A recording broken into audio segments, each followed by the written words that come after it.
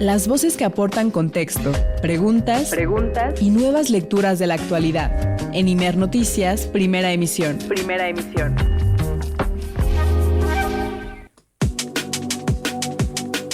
En la primera emisión de Imer Noticias, tu punto de referencia, nos da mucho gusto conversar con Federico Navarrete, historiador y también colaborador de este espacio informativo. Federico, ¿cómo estás? Muy buenos días. Hola, buenos días, Alberto. Gusto saludarlo y gusto saludar al auditorio de Imer Radio. Muchas gracias por esta conversación. Seguimos en el tema de lo sucedido, de este recordatorio de lo que implica el 13 de agosto, lo que algunos han llamado la caída de Tenochtitlan, la captura del último Tlatoani, el inicio de lo que ahora conocemos como México con todas sus características. Y dentro de esta misma construcción histórica, porque entiendo que es así, Federico, los mexicas han ocupado un papel importante dentro de estos avatares, Federico. Sí, desde luego. Pues justamente, en el momento en que llegaron los españoles a México en 1519, los mexicas eran muy probablemente el pueblo más poderoso del centro de Mesoamérica, de lo que ahora es el centro de México, y justamente se hicieron más importantes justamente porque en los siguientes 2 años se organizó esta gigantesca coalición mayoritariamente integrada por pueblos indígenas que se contra los mexicas y que se dedicó a atacarlos, a destruir lo que llamamos su imperio, que eran más bien a quitarles sus dominios, y eventualmente sitiaron y tomaron la ciudad, la capital de los mexicas, que eran las ciudades gemelas de Mexico, Tenochtitlan y Mexico-Tlatelolco. Eso es justamente lo que llamamos normalmente y equivocadamente la conquista española de México, porque en primer lugar no fue propiamente conquista, fue más bien una rebelión de los propios pueblos indígenas, porque en segundo lugar no fue española, sino fue mayoritariamente realizada por los indígenas, y porque fue la conquista de la Ciudad de México, de Mexico-Tenochtitlan, pero no fue la conquista de México, el país. Entonces, a veces cuando escuchamos la frase conquista de México, pensamos que todo el país fue conquistado, y pues eso no es enteramente cierto, ¿no? Como hablamos justamente hace 7 días, cuando fue la conmemoración del 13 de agosto, que fue el día de la caída de Tenochtitlan. Pero hoy justamente lo que quería compartir contigo y con los radioescuchas, Alberto, es más bien una reflexión sobre lo que pasó después y sobre todo lo que les pasó a los mexicas. Otra vez recordando que los mexicas no eran todos los indígenas y tampoco eran el pueblo mexicano como lo conocemos ahora. El pueblo mexicano es descendiente de los centenares de diferentes pueblos indígenas que vivían en lo que ahora llamamos Mesoamérica y que siguieron viviendo bajo el periodo colonial y después de la independencia. Y entonces no fue sino hasta el siglo XIX, como ya habíamos mencionado, que la nueva nación independiente de México, que se independizó de España, decidió llamarse, no Nueva España, porque ese era un nombre que marcaba todavía su independencia con España, sino que retomó el nombre de los antiguos derrotados y de la antigua Ciudad de México, de la Ciudad de México vencida, y se llamó México. Pero eso no significa que los mexicanos seamos realmente descendientes de esos mexicas de los que estamos hablando. Sí podemos serlo en parte, pero también somos descendientes de muchos otros pueblos indígenas. Desde luego también muchos de nosotros tenemos antepasados que vinieron de Europa y tenemos también antepasados que vinieron de África, de Asia y de otros lugares del mundo. Entonces, cuando hablo de lo que pasó con los mexicas después del 13 de agosto, me estoy refiriendo únicamente a este pueblo específico que vivía en las ciudades de Mexico-Tenochtitlan y de Mexico-Tlatelolco y que sufrió, eso no cabe duda, una guerra atroz. Esa guerra atroz que duró casi un año, empezó primero con el cerco de Tenochtitlan y con las guerras en el Valle de Puebla, luego en el Valle de Morelos, luego en el propio Valle de México, y terminó por ahí de mayo de 1519. Esa primera campaña culminó con el inicio del sitio de Mexico-Tenochtitlan y Mexico-Tlatelolco, que fue la última etapa de la guerra, que duró de mayo a agosto de 1521, y que fue realmente una de las guerras, tal vez la guerra más sangrienta que se había vivido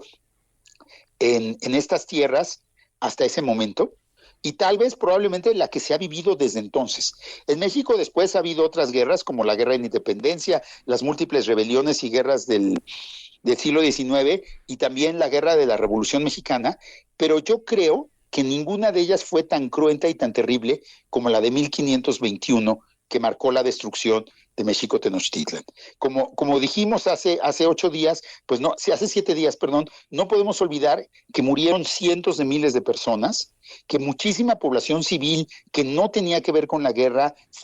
murió de hambre, murió por enfermedades, murió asesinada, y que muchísimos miles de personas también fueron hechos cautivos y fueron esclavizados. Por ejemplo, una de las cosas que nos cuentan las crónicas de estos días aciagos, de esta guerra terrible, es que después de la caída de Tenochtitlan y Tlatelolco, después de la rendición de los mexicas, después del 13 de agosto de 1521,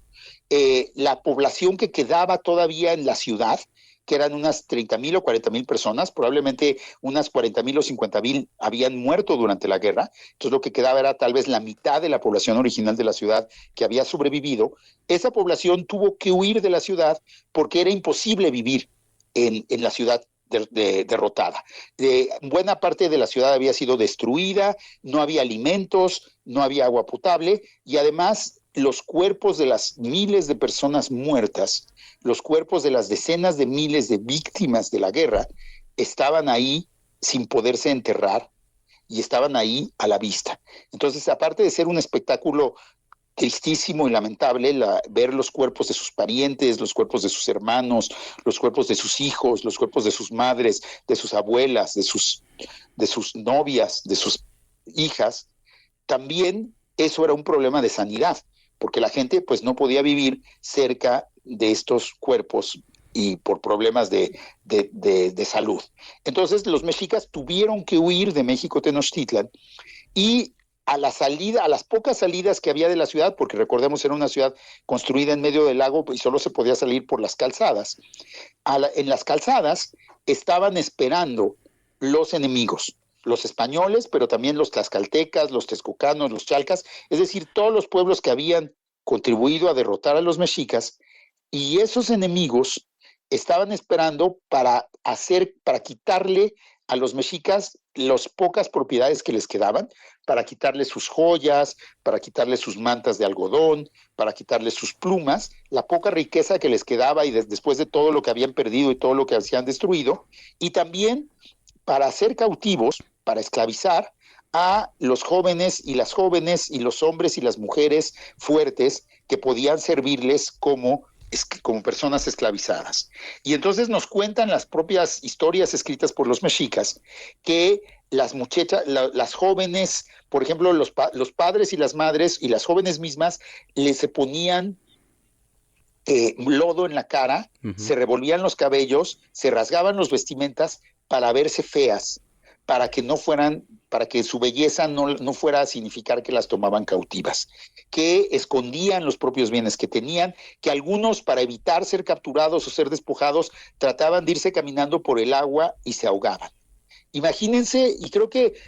pues nunca debemos olvidar nosotros, aunque sea 505 años después, la desolación humana que significa una ciudad destruida, decenas de miles de personas muertas, y todavía los enemigos saqueando y capturando a los pocos sobrevivientes de esta guerra. Y esto... Fueron momentos... Perdón. ¿sí? No, sí, adelante, me decía, fueron momentos, ¿sí? No,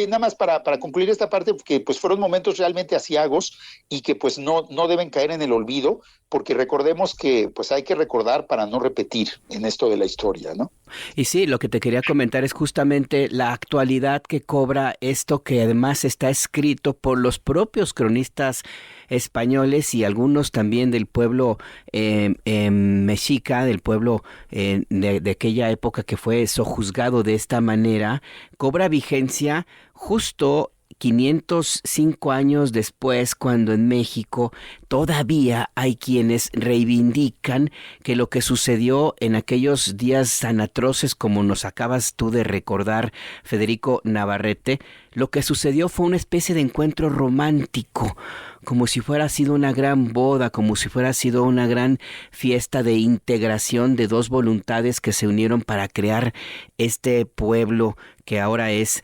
México, Federico. Esto también inclusive ha sido aprovechado hasta en términos políticos, y no me refiero únicamente, Federico, y quisiera escuchar también tu opinión, no me refiero únicamente a los conservadores que ahora están tratando de decir que no hubo que lo que hubo fue justamente esta integración, sino también de ese México que se construyó a partir de un modelo que excluyó al resto de los pueblos originarios y que planteó, por ejemplo, al pueblo mexica como el centro de la integración o de lo que ahora es México, un modelo de, de un pueblo en resistencia, heroico, fuerte, que se utilizó inclusive en la pedagogía de varias generaciones de mexicanos y que sirvió con un propósito político para construir lo que fue después los gobiernos del Partido Revolucionario Institucional, Federico. Pues sí, fíjate qué compleja historia, ¿no? Por un lado, o sea, finalmente los eventos, lo que sí es un hecho es que los eventos de 1519 a 1521 son la inauguración de muchos procesos, de muchas relaciones, fueron en efecto la entrada del poder español a esta tierra, fueron la base sobre la que se establecería posteriormente la Nueva España y el virreinato español, fueron el inicio de las campañas de destrucción cultural y de conversión religiosa por medio de la violencia que realmente asolaron a los pueblos indígenas a lo largo del siglo XVI, y también posteriormente han adquirido nuevos significados, ¿no? Para el nacionalismo mexicano, pues la identificación con los mexicas se ha convertido en una fuente de orgullo, pero paradójicamente eso ha llevado, como bien tú estás sugiriendo, a una de las paradojas de nuestro país, ¿no? Que en México es muy frecuente que exaltemos a lo que se llaman los indios muertos, es decir, a los mexicas y a Cuauhtémoc y al heroísmo de estos hombres, y que al mismo tiempo sigamos discriminando y sigamos atacando las culturas de los indios vivos. Entonces, digamos que yo siempre he sido muy crítico de esta glorificación de los mexicas, porque me parece que es un falso indigenismo. Me parece que más allá de que, desde luego, nunca debemos olvidar la atrocidad de esta guerra, que nunca debemos olvidar la violencia que significó y que nunca debemos olvidar ni perdonar la destrucción que la acompañó, tampoco podemos centrarnos únicamente en la figura de los vencidos. Creo que lo que importa es que no todos los indios fueron vencidos, y los pueblos indígenas han sido desde entonces y siguen siendo hoy una parte fundamental de nuestra nación, de nuestra sociedad, han sido una parte fundamental de la cultura de la mayor parte de los mexicanos, y siguen siendo hoy una parte fundamental de lo que llamamos el país México en el siglo XXI, y pues centrarlo todo en la derrota de los mexicas a veces lamentablemente sirve para borrar esa presencia de los pueblos indígenas, incluidos los mexicas, después de la conquista. Porque hay que decir una cosa, todavía en el siglo XIX en México existían tlatelolcas y tenochcas que hablaban náhuatl, que vivían en la Ciudad de México y que se enorgullecían de ser descendientes de esos pobladores del siglo XV. Y no eran los nacionalistas que hablaban de los mexicas, sino eran la gente de los barrios de la ciudad que seguía manteniendo la herencia de lo que había sido la antigua Ciudad de México, Tenochtitlán y México-Tlatelolco, ¿no? Porque, o sea, siempre en la historia, pues nunca hay que olvidar las destrucciones, pero eso no nos debe llevar tampoco a negar la capacidad que tienen los seres humanos para reconstruir, para sobrevivir, para resistir, para seguir viviendo. Y creo que esa es la historia que nos debe interesar, no la de la derrota, que sí la debemos lamentar por la destrucción que provocó, sino la historia de la resistencia, la historia de la continuidad cultural, la historia de la adaptación y del desarrollo histórico de los pueblos indígenas, que es lo que permite que sigan viviendo hasta el día de hoy. Exactamente, y que nos ha moldeado, nos ha formado a todas, prácticamente todos los mexicanos, inclusive dentro de esta epopeya que se utilizó en murales, en historia, en pedagogía, en libros de texto, y como bien dices, en esa glorificación de los indios muertos para tratar de cumplir una deuda histórica y hacer convenientemente a un lado a todos estos grandes pueblos indígenas originarios que están vivos y que son parte también de todas nosotras y nosotros. Federico Navarrete, muchas gracias por esta conversación esta mañana. Pues es un gusto conversar contigo siempre y con el auditorio. Y seguiremos hablando. Seguiremos hablando. Cuídate mucho, estamos pendientes. Hasta luego, Albert. Hasta luego.